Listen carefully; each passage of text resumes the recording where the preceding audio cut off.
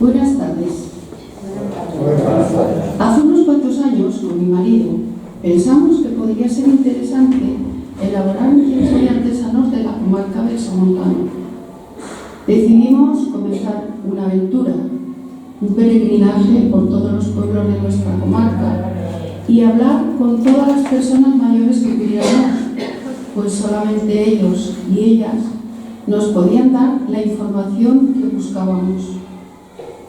Al mismo tiempo que elaborábamos este censo de artesanos, descubrimos la importancia que había tenido la artesanía textil en la mayoría de los pueblos que visitábamos. Nos llamó la atención que en casi todos los pueblos había, y hay, casas con nombres como Casa Tisidor, Tisidor, Tejedor, Tejedera, Tejereta, Pasafilo, Lens, etc. Todos ellos vinculados o relacionados con la actividad de tejer. Este telar y todos los accesorios los fabricó mi suegro, José Noguero Guayar, a partir de una pieza de un telar del siglo XVIII procedente de su casa de Pozal de Vero. Sus antepasados habían sido tejedores. Lo elaboró con la ilusión de que saliera en una carroza en las fiestas de Barbastro, y salió. En el momento que yo vi el telar, era el primero que veía. Pensé que aquello no se podía perder. Nos enseñó a hacer las piezas de un telar y los accesorios necesarios. Me enseñó lo poco que recordaba del montaje y su funcionamiento. Descubrí un mundo para mí totalmente desconocido, pero apasionante. En el Somontano había 32 pueblos con más de 40 telares, uno de ellos conmigo. En torno a la artesanía textil había personas, aparte de los tejedores, que ejercían diferentes oficios, pelaires, botaneros, tintoreros, además de las personas encargadas del cultivo, transformación e hilado de las fibras textiles de origen vegetal o animal. En nuestras visitas durante casi 5 años por los pueblos de nuestra comarca, nos enseñaron prendas tejidas con cáñamo cultivado y transformado en hilo por sus abuelos y abuelas o por sus padres y madres. En otros pueblos nos mostraban lo que guardaban en los baúles: toallas, camisas, sábanas, manteles, maseros, delantales, refajos, alforjas, etc.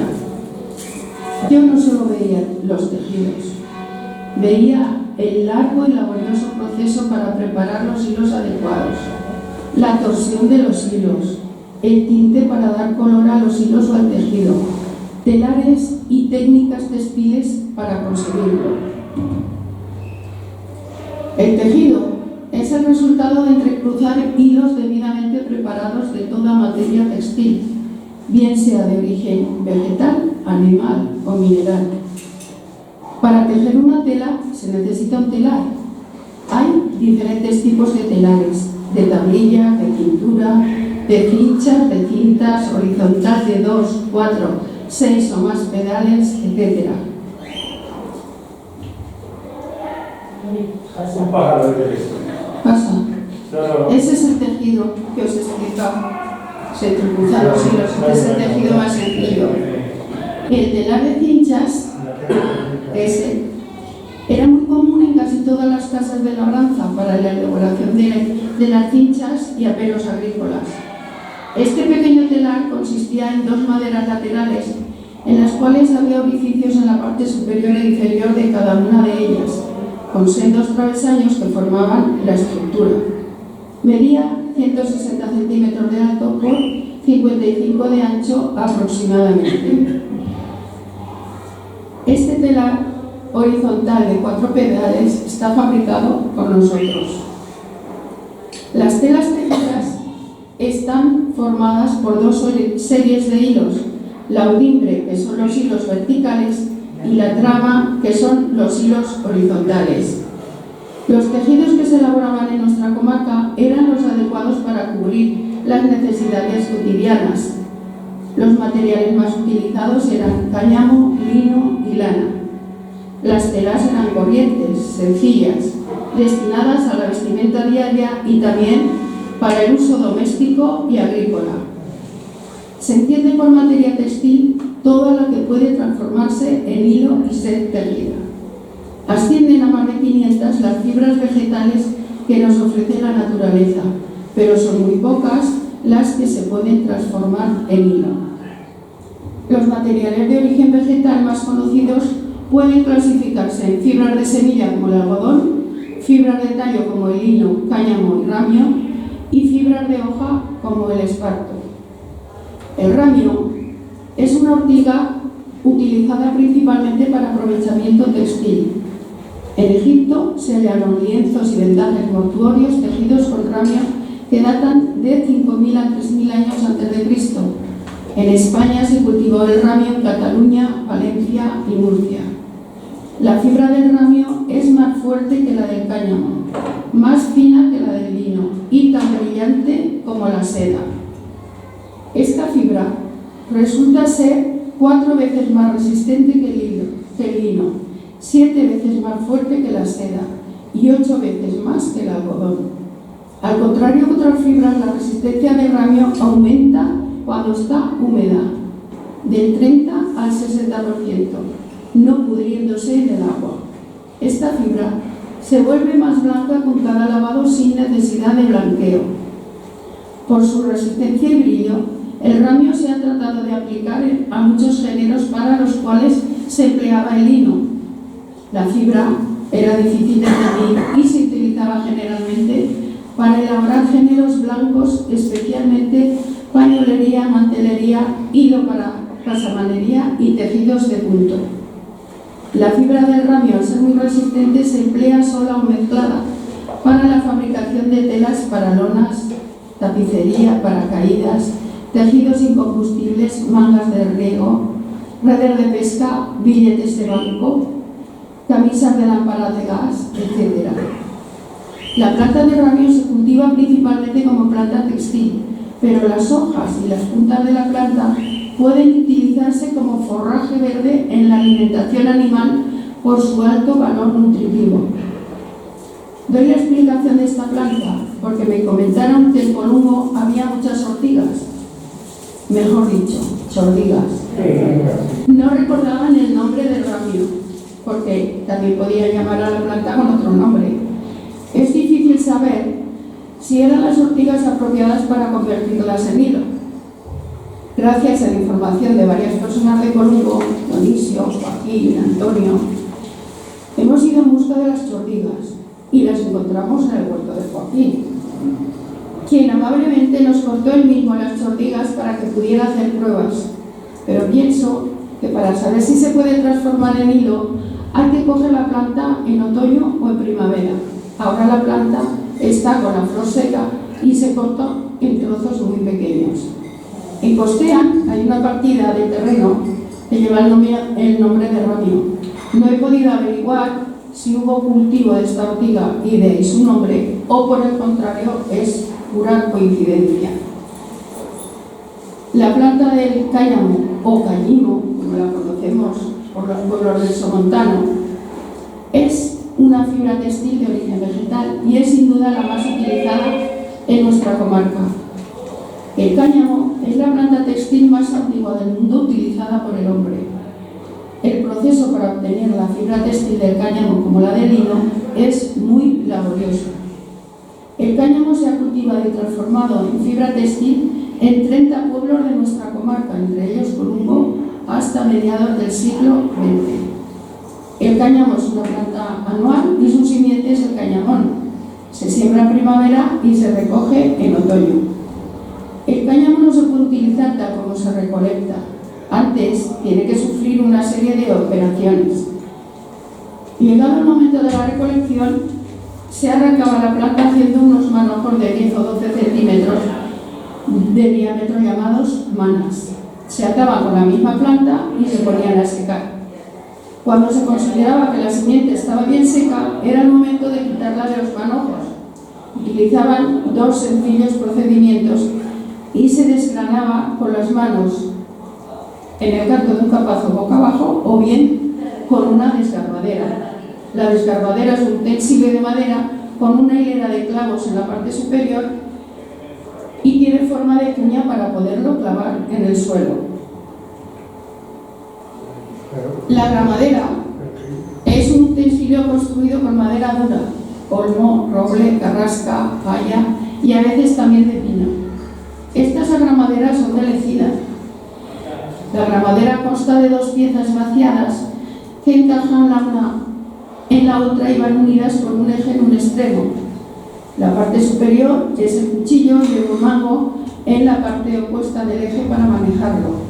La parte inferior es una especie de caballete con 4 patas de una altura de 80 centímetros aproximadamente.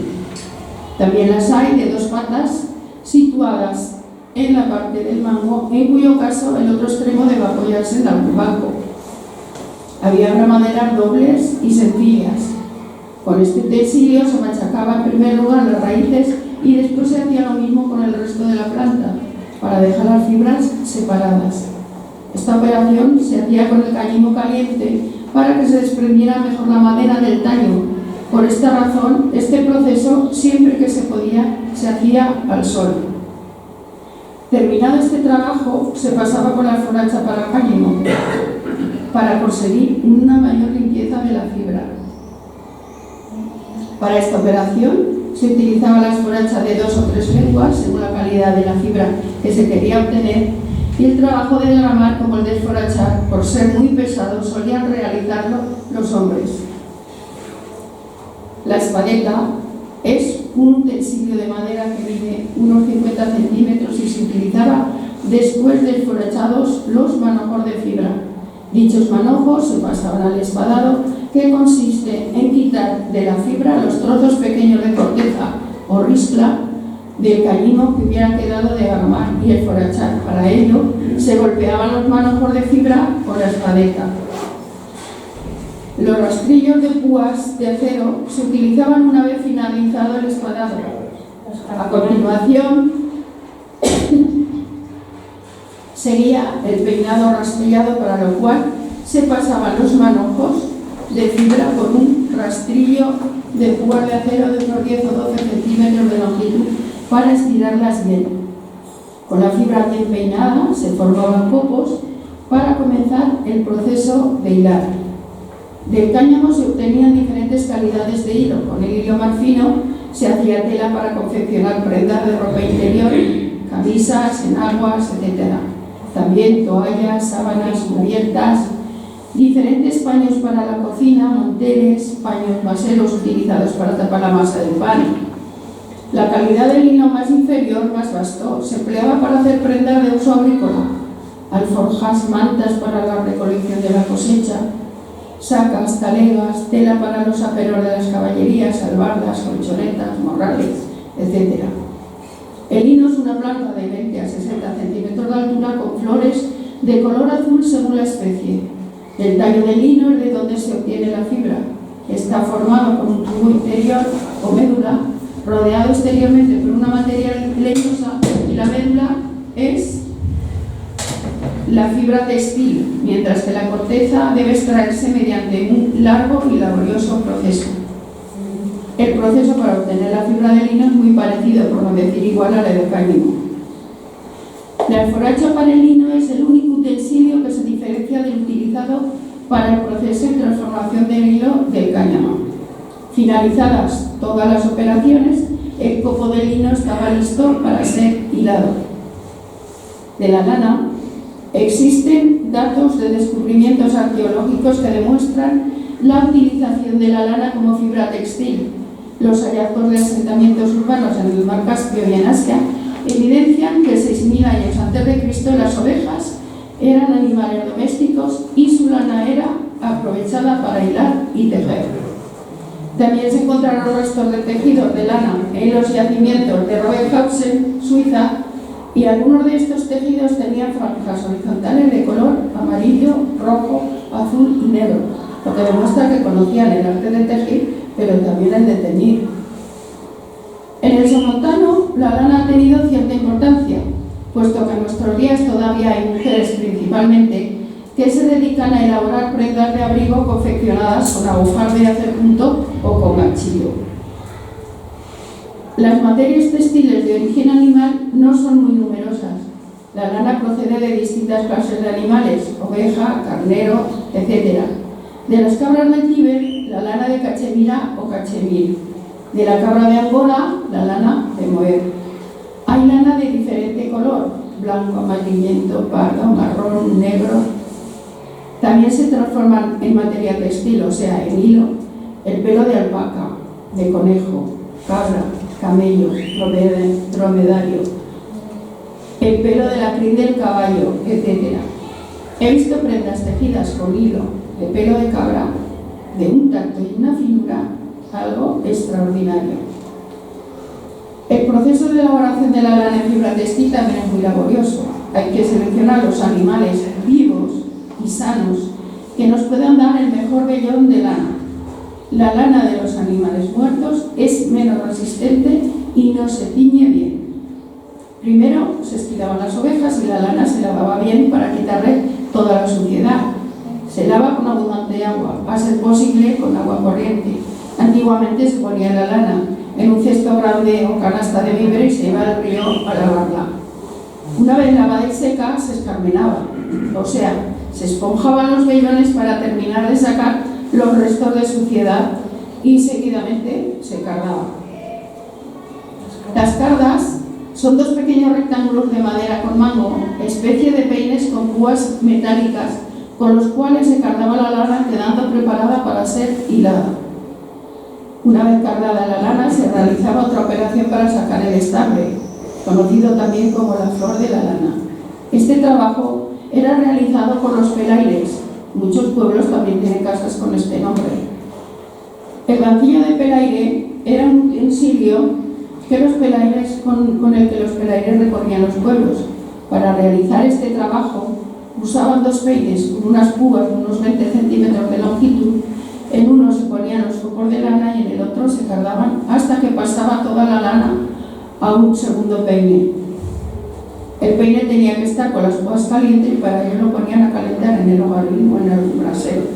Finalizada esta operación, se ponía el peine en el banquillo con las dos manos y con las dos manos el pelaire sacaba el estambre untándose los dedos con aceite que tenía en un pequeño recipiente en el mismo banquillo. Con esta operación se sacaban pequeños copos que luego se juntaban y se ponían en la rueca para ser hilados. La lana que quedaba una vez sacado el estambre era hilo más vasto, con el que se hacía una tela llamada cordellate. En el somontano la llamamos cordial todavía, que es un tejido cuya trama forma cordoncillo y que se usa para hacer mantas y tejidos resistentes.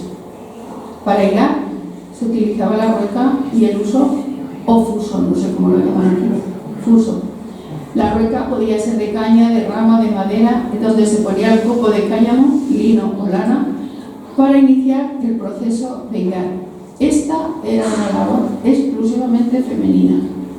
Según el tejido para el que era destinado el hilo, se realizaban diferentes grosores juntando 2, 3 o más hilos.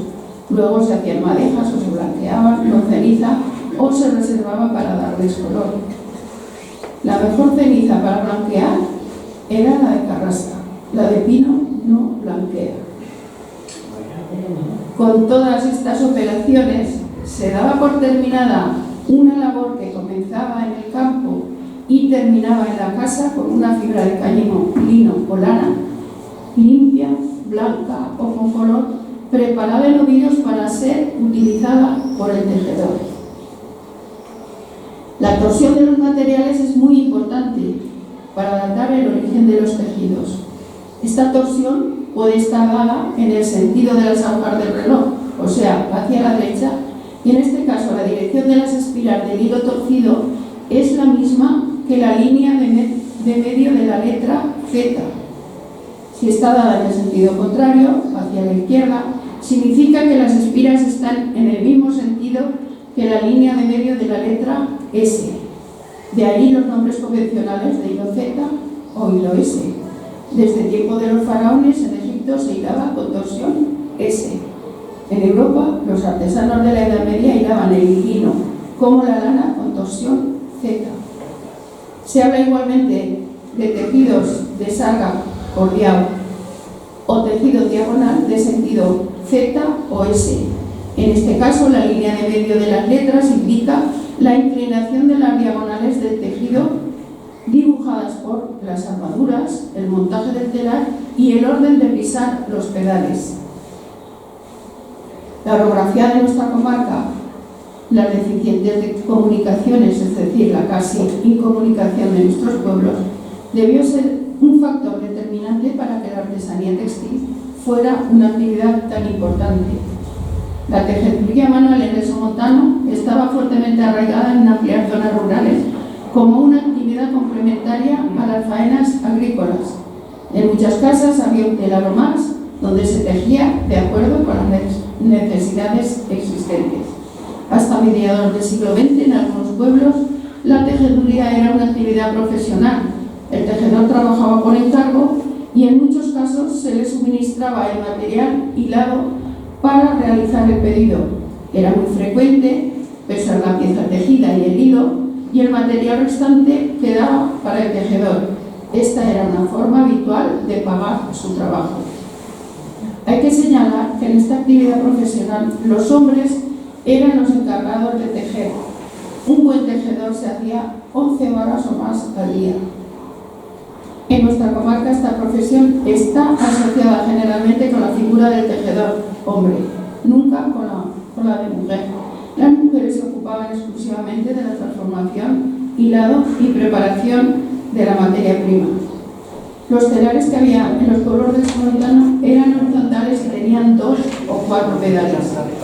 La evolución del telar en nuestra comarca puede decirse que no ha experimentado diferencias esenciales con respecto a los primeros telares de 2 o 4 pedales. Ni siquiera se había incorporado el peine de alambre o la púa metálica como en otras zonas del país o incluso en Aragón.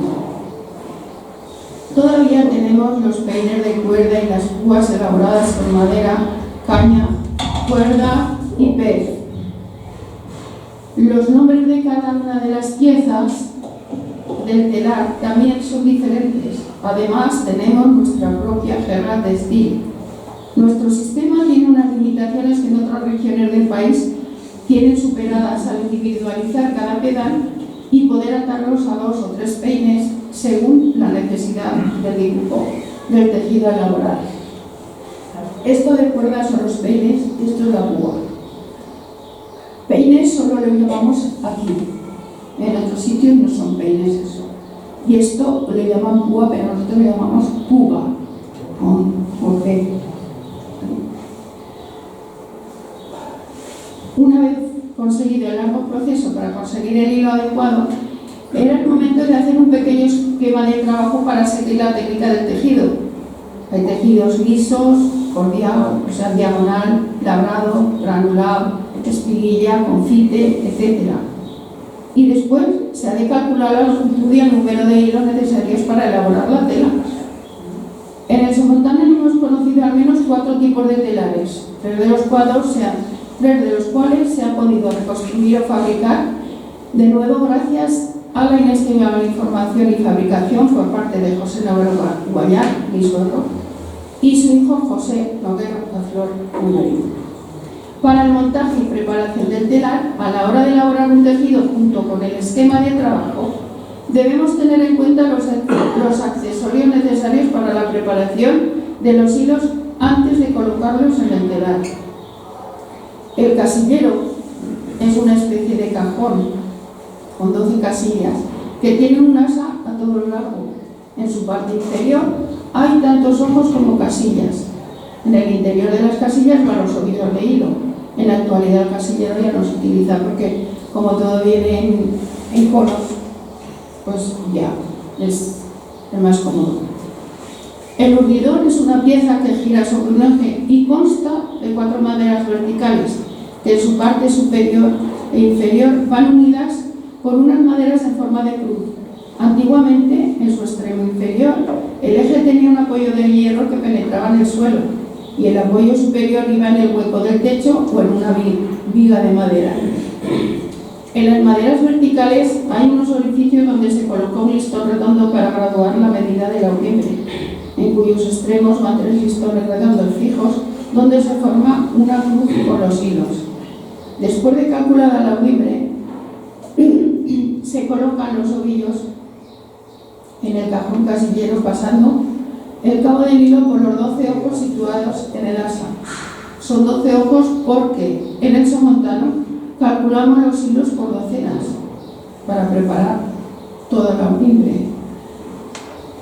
Estos hilos se atan colocándolos en el primer listón redondo del urdidor y va girando el urdidor pasando el hilo por delante y por detrás de los 3 listones que forman la cruz. Estos son los que marcan la longitud de la auriembre. Se va dando vueltas según la anchura que hayamos calculado para el tejido, y finalizada esta operación se saca la auriembre del urdidor haciendo una trenza para evitar que se enrede. La trenza se llama tronca. A la tronca se le colocan las varillas cruceras para conservar el cruce de los hilos. El canillero consta de una pequeña bancada de madera con 2 listones verticales a un extremo. Sobre esto se sostiene un eje en posición horizontal provisto de una manivela.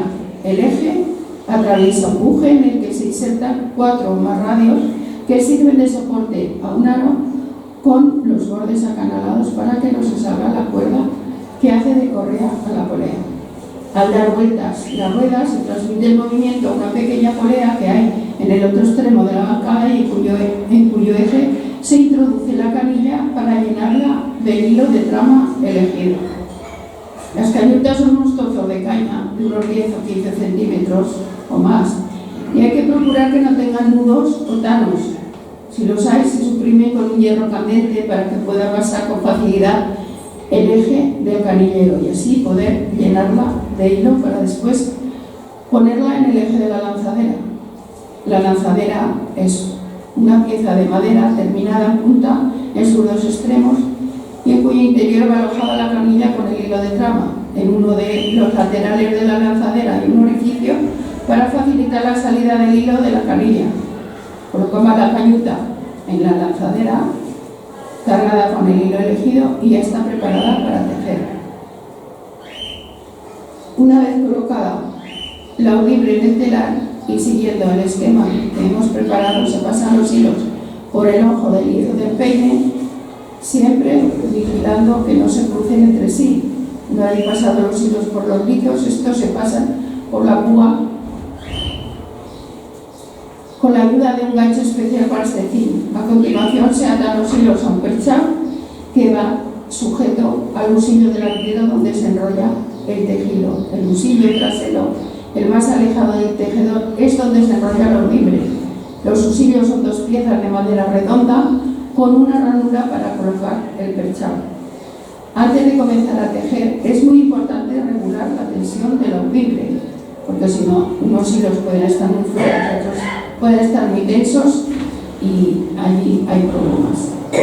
Antes de comenzar a tejer, como decía, es importante regular la tensión de la auriembre. El hilo más vasto para ponerlo en el telar se empesaba, quiere decir, se le daba una preparación hecha con harina de avena para darle suavidad y poderle tejer mejor. Esta preparación variaba según los pueblos. Otra pesada se preparaba con bachocas, o sea, con vainas secas de judía hervidas, y se le daban los hilos de la auriembre con una escobilla hecha de raíz de chunqueta. Pisando los pedales del telar suben unos hilos y bajan otros, por lo que con esta acción se produce una abertura delante de la púa llamada calada, por donde se pasa la lanzadera cargada con la cañuta canilla. Lanzando la lanzadera de un extremo a otro repetidas veces se va elaborando el tejido. Los tejidos desteñados para indumentaria, prendas para uso interior, tanto para hombres, tanto para hombres como para mujeres, se confeccionan con las telas más finas de lino o cañón. Antiguamente, las camisas, tanto de hombre como de mujer, se usaban como prenda íntima, en contacto directo con la piel, Era la única prenda interior que se llevaba y siempre se utilizaba como camisón. Eran largas y anchas, cubrían desde los hombros hasta la rodilla, y en Lecina todavía se conservaban camisas de cáñamo, estas son de Lecina, de hombre y de mujer, tejidas con el último telar que hubo en el pueblo. Este dato es de 1996-97, que era cuando nosotros íbamos por los pueblos buscando gente que hubiera visto telares y que nos pudieran explicar un poco, porque claro, nosotros no habíamos visto telar. Las toallas tejidas, tanto de cáñamo como de lino, son piezas de diversidad de medidas y diferentes técnicas de elaboración. Las que se hacían en liso, como el cordeado, que es el cordeado, le llamamos aquí el tejido que hace espiga, llevaban una franja de color rojo o azul en ambos extremos. Estas eran las más corrientes. Esta toalla procede de Sansá de Sulta, es de cáñamo, de un ajuar de novio, con las iniciales bordadas a punto de cruz, y tanto la franja como el bordado de las iniciales son de color rojo. El masero y el paño de cocina proceden de costea, y ambos están tejidos en la técnica de granulado, con hilo de cáñamo. La franja del masero es de color azul y la del paño de cocina de color rojo. Por el mismo proceso de elaborar metros de tela y luego cortar, se hacían prendas para indumentaria, chaquetas, camisas, enaguas, etc. También otras piezas como maseros, ceniceros para blanquear la ropa con ceniza, paños de cocina, manteles, cortinas, toldos, etc. Esta chaqueta de hombre es de mi casa, de Costea, y está confeccionada con tela de cáñamo. Generalmente se tejían piezas de tela que tenían unas medidas aproximadas de entre 80 y 90 centímetros de ancho por varios metros de largo. La medida nunca era fija. Para elaborar las sábanas había que cortar la tela para dar la medida de largo y unir con una costura. Recurvo 2 o 3 piezas según la anchura de la cama. Desaparecidos los telares, el cáñamo se destinaba para hacer cuerda, cordeles y soventa. Las mantas para la cama y las que llevaban los pastores para ir al campo estaban tejidos con lana. Llevaban una decoración de rayas o cuadros y también se unían con una costura para darles más anchura. Estos son los restos del batán de Huerta de Vero, a orillas del río Vero. No sé si debe existir, porque esta foto la sacamos en el 90 y tantos. El batán se ubicaba en las orillas de ríos o acequias. El batán es una máquina compuesta de unos grandes mazos de madera que giran sobre un eje movidos por el agua, y abatanar consistía en colocar la tela en una pila en la cual tiene que haber agua constantemente y con los mazos golpear la tela para turbirla y darle consistencia. Al lado del batón se creaban plantas para desengrasar y lavar los tejidos. La saponaria, yo la conozco como batallera, en Costea le decimos batallera, nombre con el que yo la conozco, tiene la función como el jabón de lavar y desengrasar. Esta planta la pones en agua y le hace una espuma y la utilizaban como jabón para desengrasar. Entre principios y mediados del siglo XX cesó la actividad textil en nuestra comarca y los telares se vendieron o se tiraron por la costera, como me dijeron en Algeza.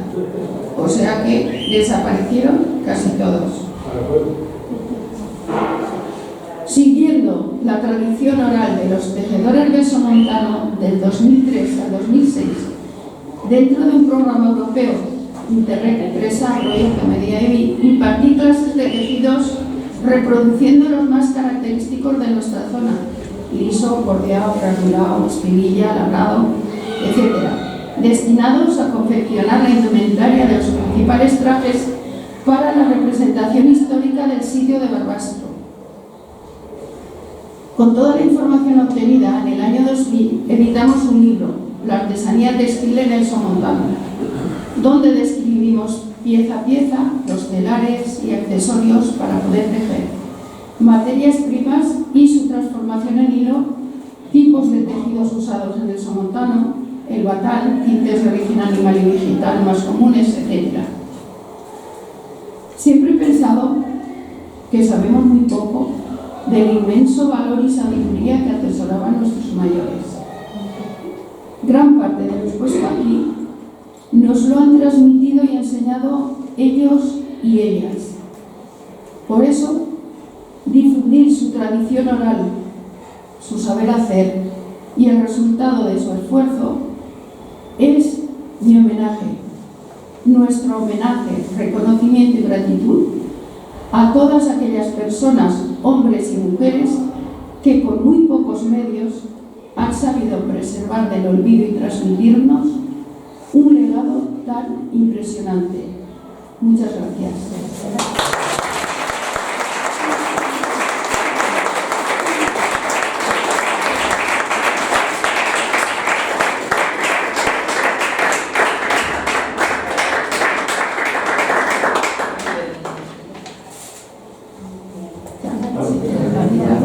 Si alguien quiere preguntar alguna curiosidad que yo pueda contestar. Tendrías que ver algo que no es para nada de hablar. No es para nada. No es para nada, no es verdad. Bueno, pero hay que hacerlo. No, tengo la botellita, sí. Bien. Me acuerdo de... Es que está todo perdido. Solo lo tengo yo, ¿eh? Y en cuanto yo desaparezca, tú desapareces.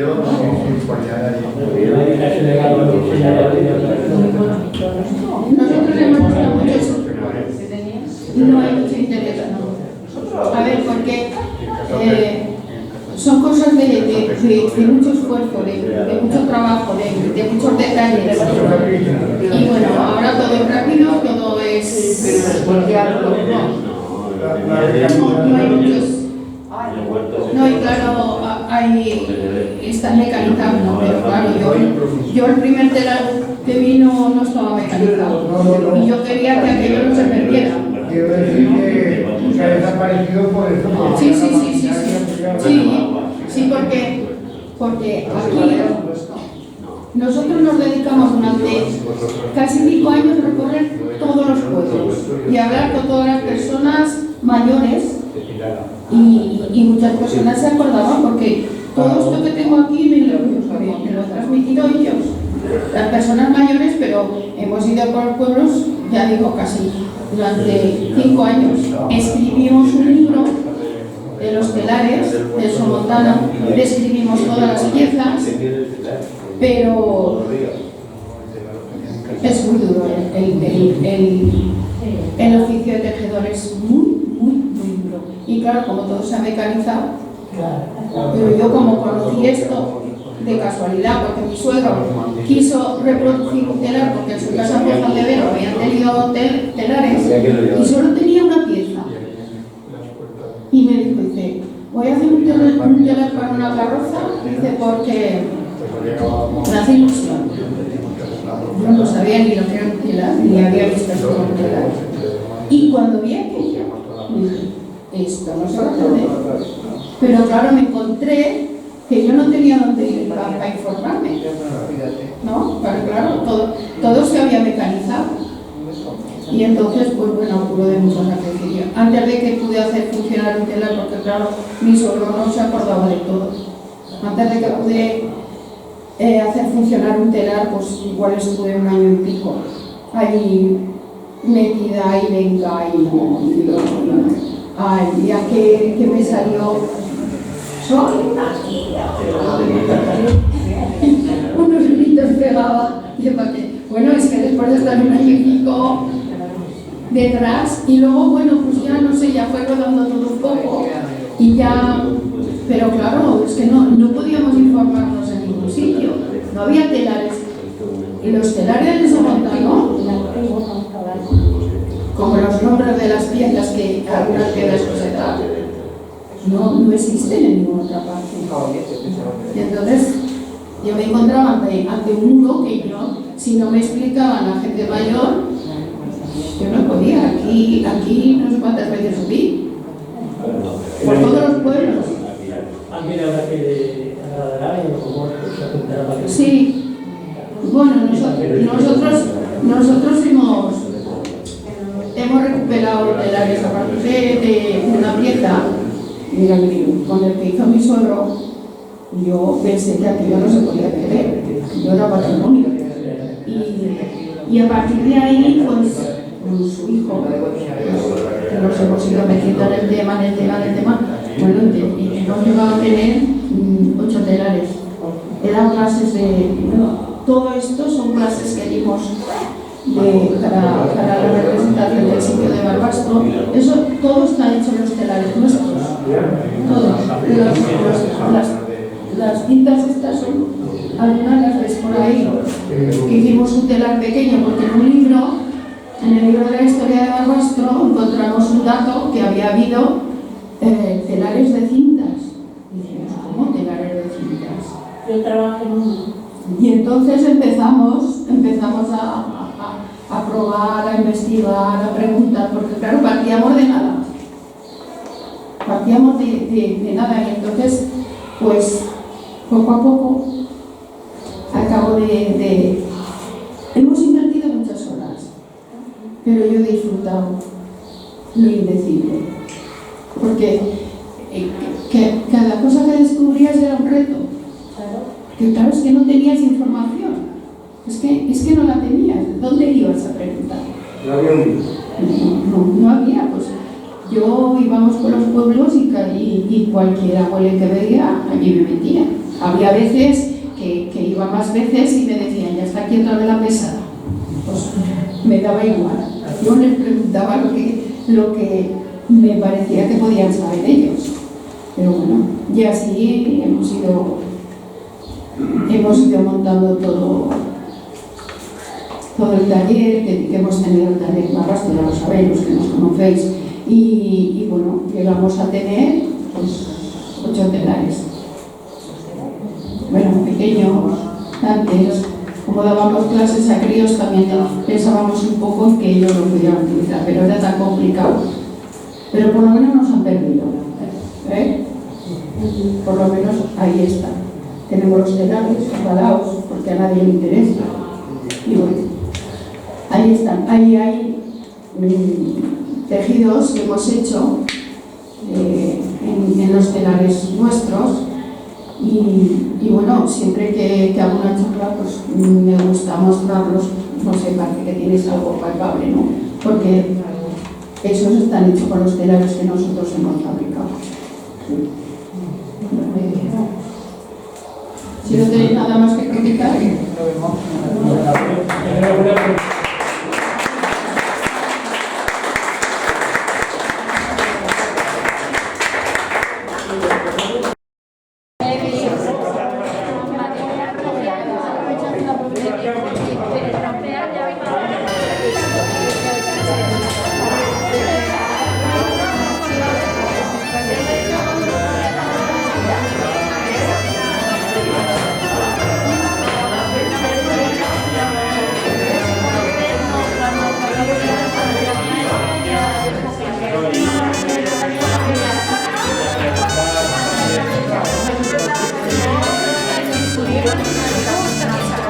Gracias.